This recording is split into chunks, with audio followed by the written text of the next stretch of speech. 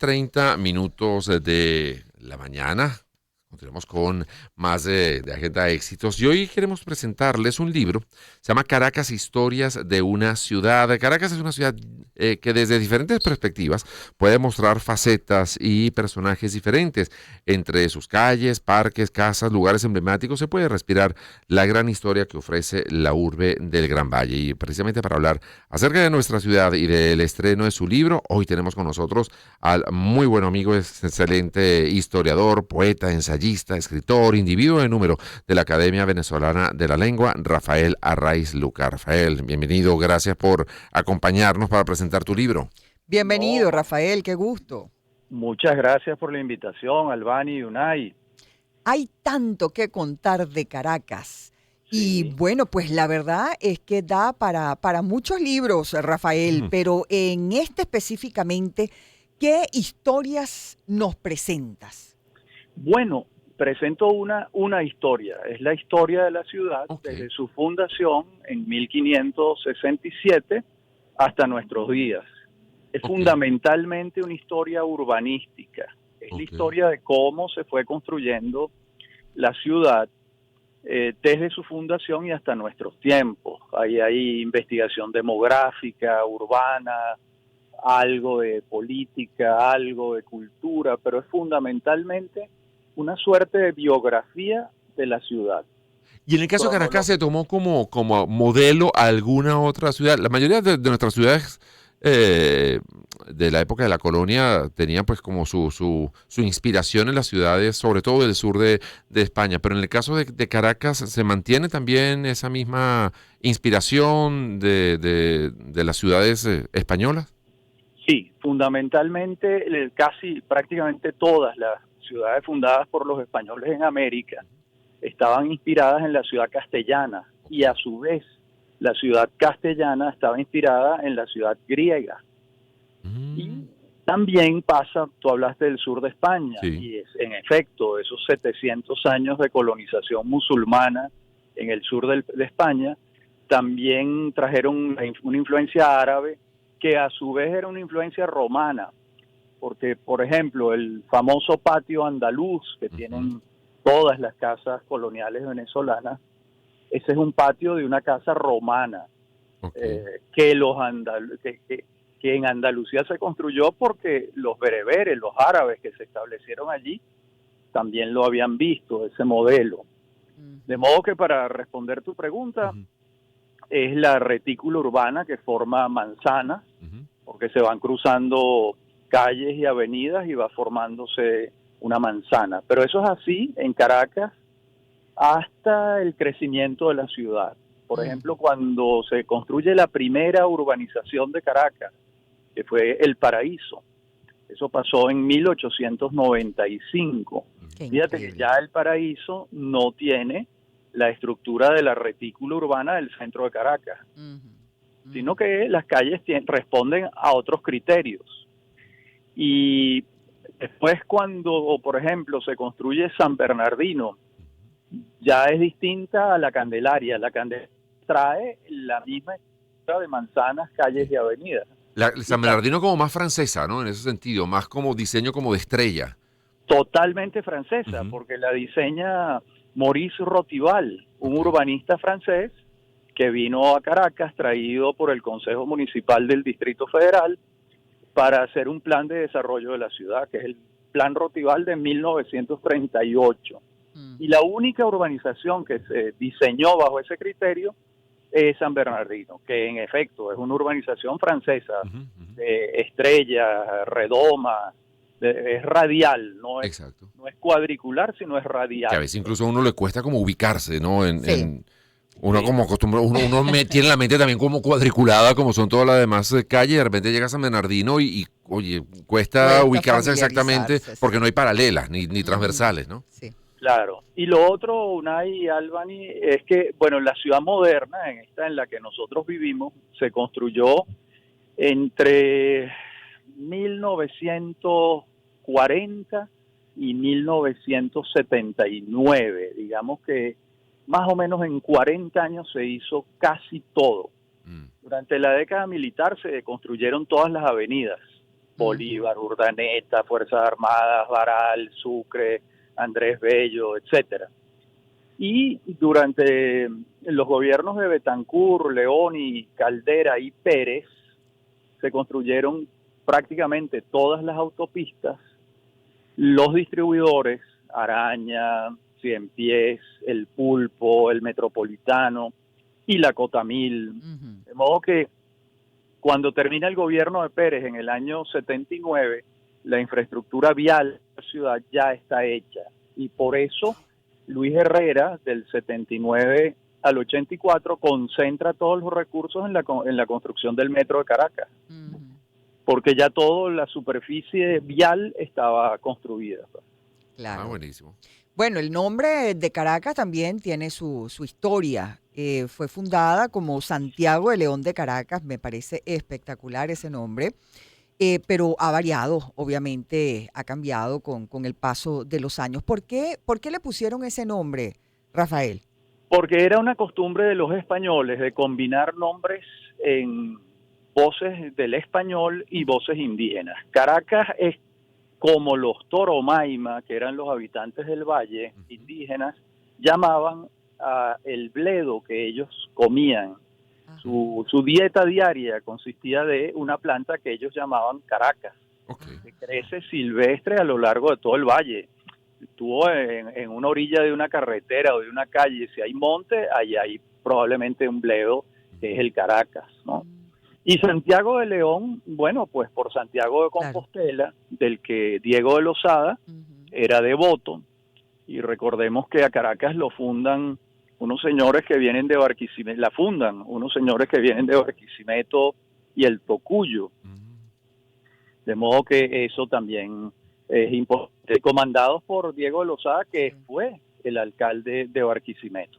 Ahora, siempre, bueno, uno ha escuchado y ya he estudiado que Caracas fue siempre, sobre todo un enclave como muy militar, ¿no? No tenía a lo mejor las universidades o los conventos o no tenía la cualidad de ser un virreinato, por ejemplo, como lo fue Lima o como lo fue México.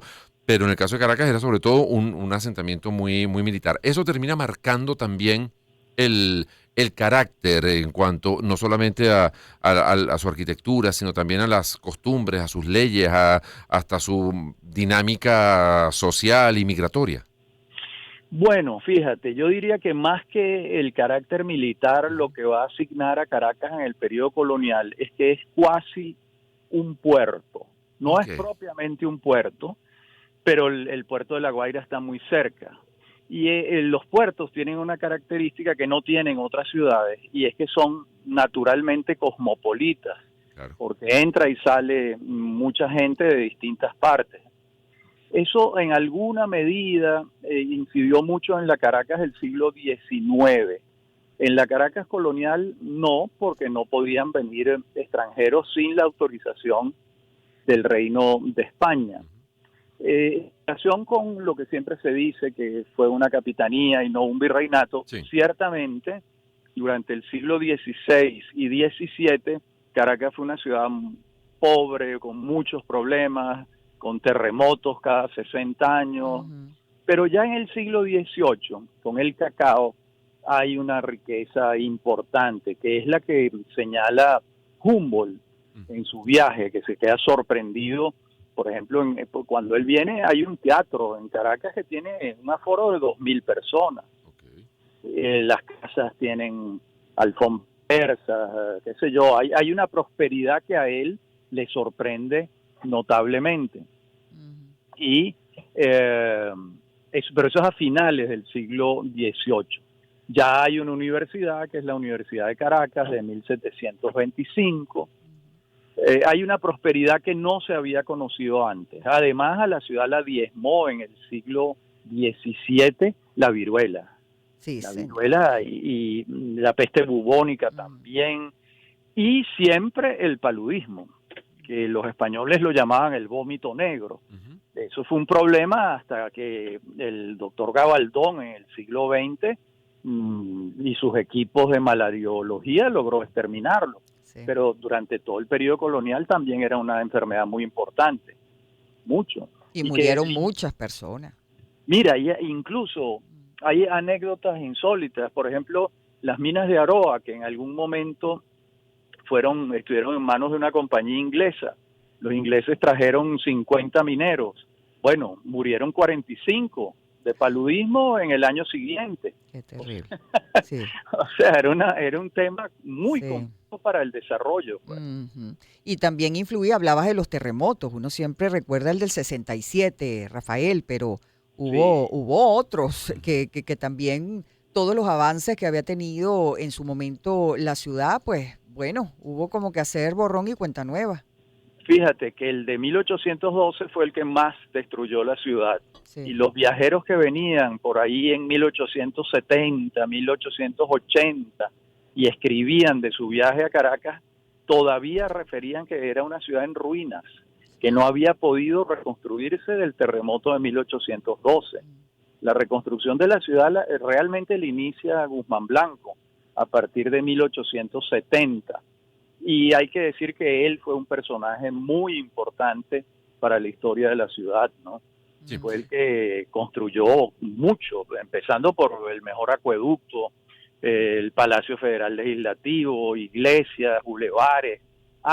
Y le hizo alrededor de 10 puentes, que fue lo que permitió la expansión de la ciudad hacia el sur, hacia el este y hacia el norte.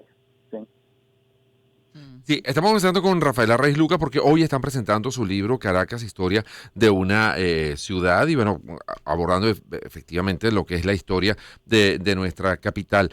No va a corresponder ahorita hacer una pausa, Rafael, pero al regreso me gustaría también hablar de lo que ha sido la historia política, por ejemplo, una ciudad como Caracas, que siempre ha sido como no sé si siempre fue la capital, durante un tiempo entiendo que fue Valencia la capital de la República, pero sin embargo, siendo la capital, muy pocos mandatarios, por ejemplo, han sido caraqueños de nacimiento. La mayoría han sido personas, bueno, durante muchísimo tiempo de los Andes y de otras zonas del país. Pero también la historia como política y social de lo que ha sido nuestra ciudad capital, vamos a abordarla también contigo a propósito de la presentación de este libro, Caracas, historia de una ciudad, de Rafael Arraiz Luca. Pero antes hacemos una pausa, escuchamos buena música, hacemos publicidad y ya seguimos conversando. Una oportunidad para empezar. 2023. Circuito Éxitos. Caracas, Maracay, Puerto La Cruz, Puerto Ordaz. Barquisimeto, El Vigía, Mérida, Táchira, Margarita, Maracaibo, Maturín. Circuito Éxitos. Encontremos más motivos para compartir. Sonidos. En primera fila.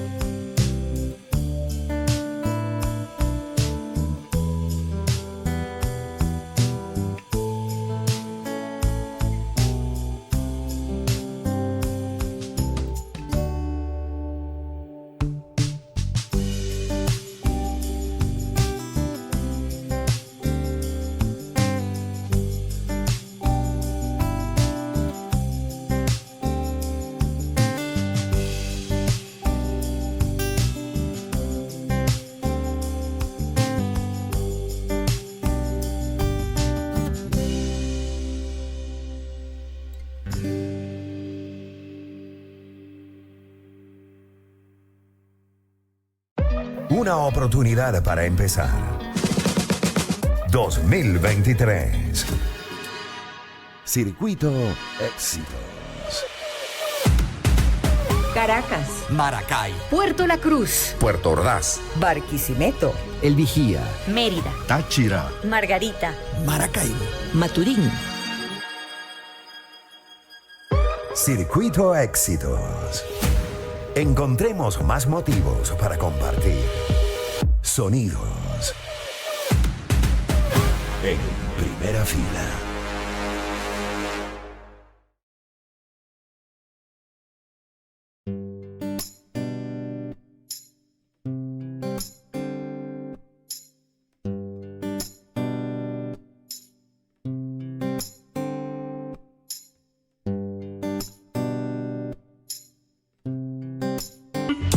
Éxitos 99.9.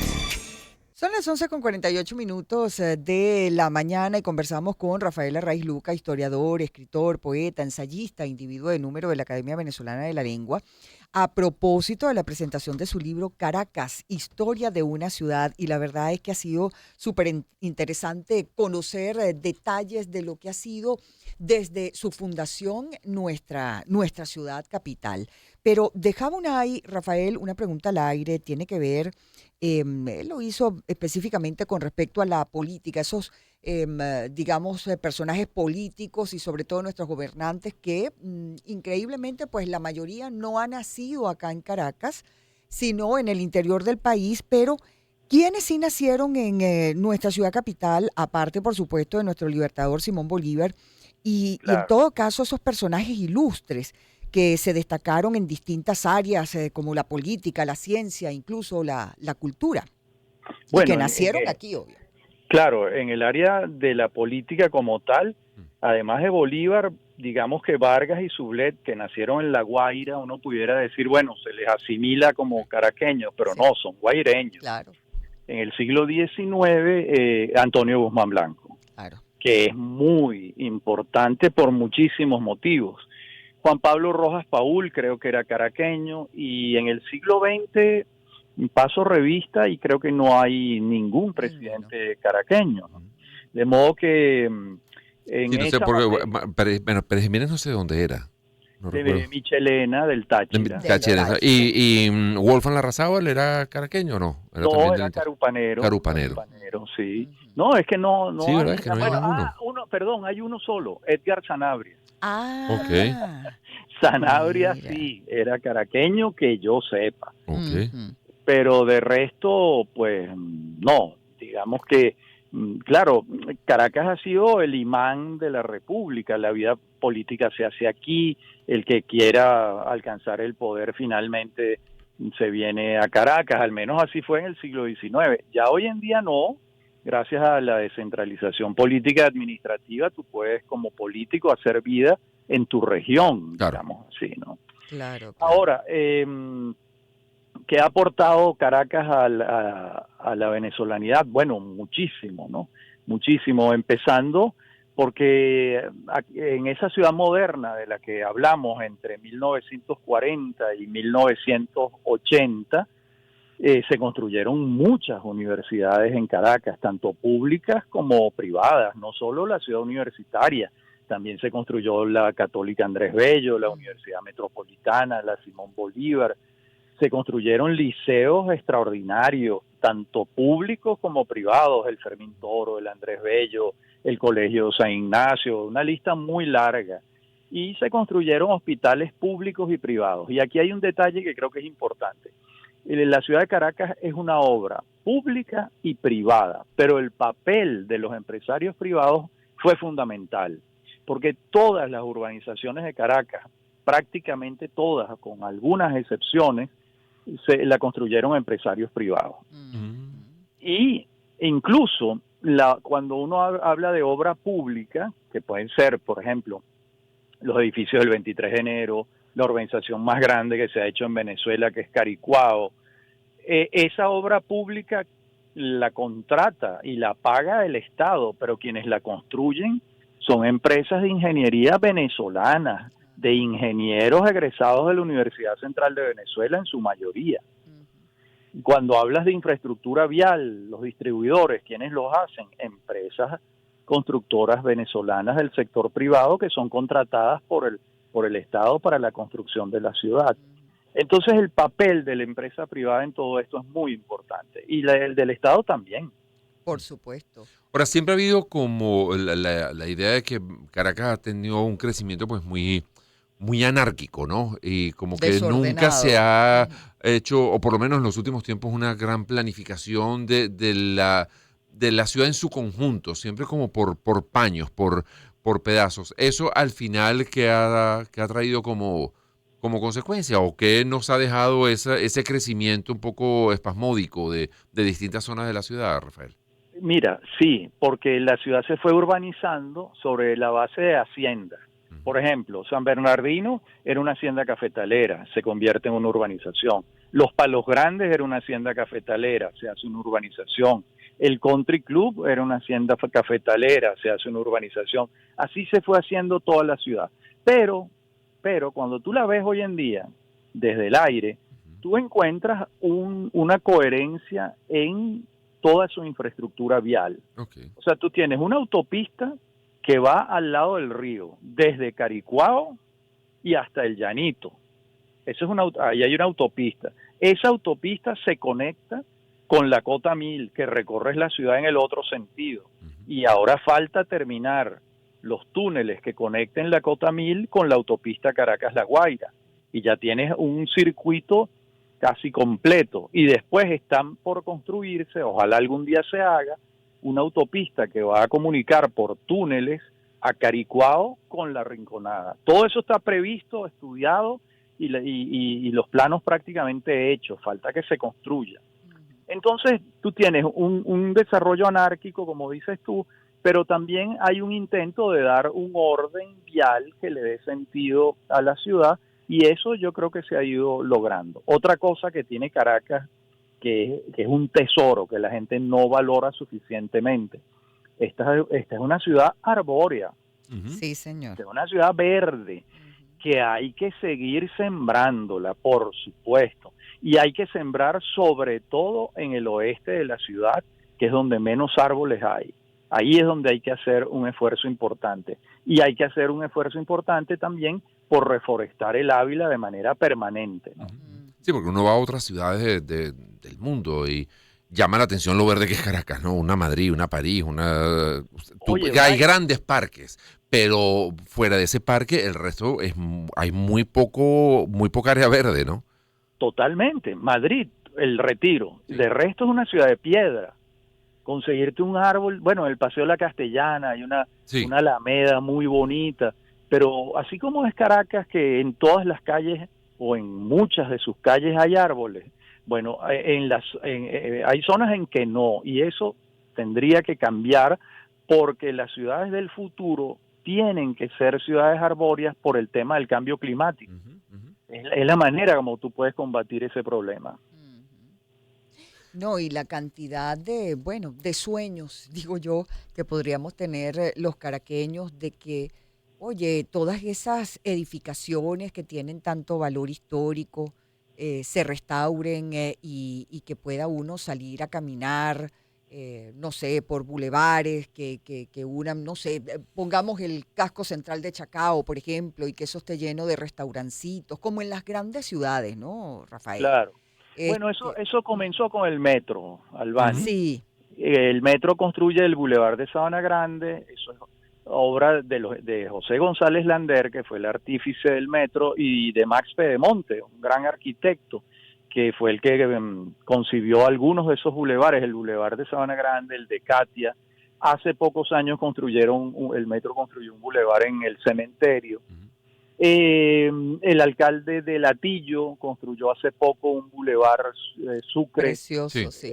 Precioso. Es decir, la idea de una ciudad peatonal es algo que tiene que seguir avanzando. Por ejemplo, la avenida Francisco de Miranda en el sector Chacao, se construyeron unas aceras generosas, se hizo una siembra de árboles, se pusieron bancos, se le dio una hay que peatonalizar la ciudad cada vez más. Y ahora también se Y el escucha centro eso, de perdón, Caracas entre está Chacaito y precioso las también. Mercedes también, creo que es la José Martí, el inicio de la José Martí, entre Chacaito y las Mercedes Claro, se han hecho nuevas construcciones, pero entonces se ha ampliado ahora son aceras de 10 metros, de 12 metros, no sé Que cuánto provoca mide. Sí, caminarlas, entonces claro. como tiene para que el ser. peatón es mucho más amable caminar por allí, ¿no? Claro, la ciudad tiene que, fíjate, es que la mayoría se desplaza a pie. Sí, sí, sí. Entonces las autoridades, los alcaldes tienen que trabajar para la mayoría. Así es. Así es. O sea, hacerle buenas aceras, arboladas, porque el Ujú. calor en la ciudad al Ujú. mediodía es fuerte.